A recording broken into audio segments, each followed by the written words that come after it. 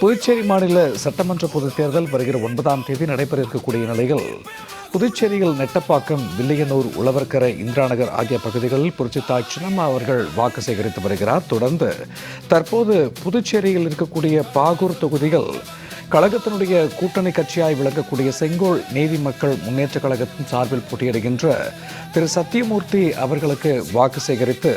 புரட்சித்தாய் சின்னம்மா அவர்கள் பாகூர் பகுதியிலே கழக தொண்டர்கள், கூட்டணி கட்சியினர் மற்றும் பொதுமக்களுடைய எழுச்சிமிகு வரவேற்புக்கு மத்தியில் வாக்கு சேகரித்து வருகிறார்.